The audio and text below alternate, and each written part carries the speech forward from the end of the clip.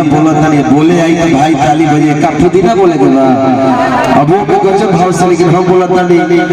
पुदीना तनी ताली बजा लो ठीक लगा लोग आई तो तू कोई मंच पे कहब इके जंतर का अच्छा लगी जब हम कहब कटहर ले बोलू ना जे कहले नो लेकिन अनुपमा के ई गीत अच्छा बा पुदीना जे कलश वाला कलाकार बा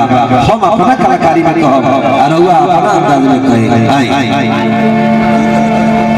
कहिए बताते किस तरह से हम कहेंगे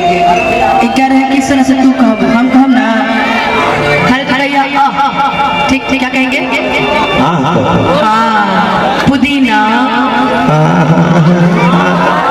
आया ना फीलिंग पुदीना अच्छा एक बार आप लोग बोल दीजिए पुदीना देख रहे हैं ना आपसे अच्छा लोग बोलेंगे कि बढ़ता बेचैनी ये दादा मुश्किल भइल बाजी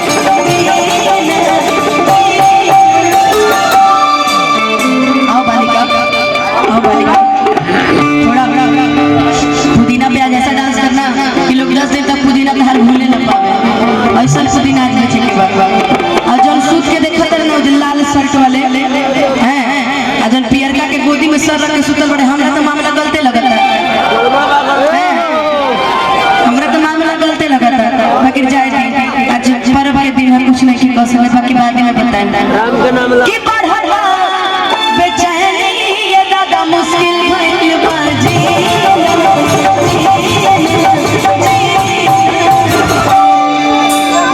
ले लो पुदीना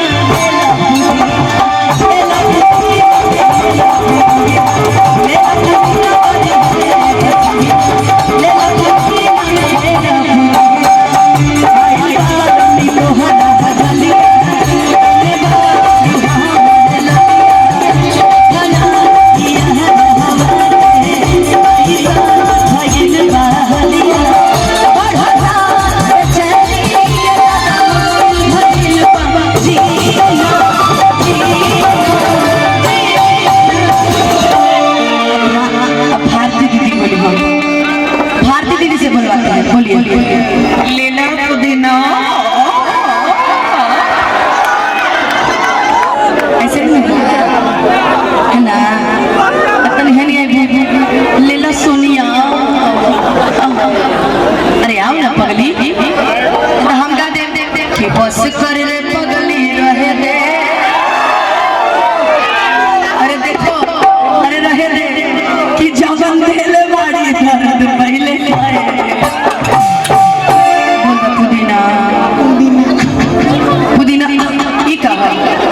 मैंने पुदीना के साथ कोविड के प्रचार होता है पुदीना प्यासे वाला पुदीना पुदीना की कहा फुफकारी में करो माइक में हरिया हो जब ले ना बोली हो कहल जाला ना कि ये हो बाबा के खुश को के जाई बहना तायारा में दोबारा फिर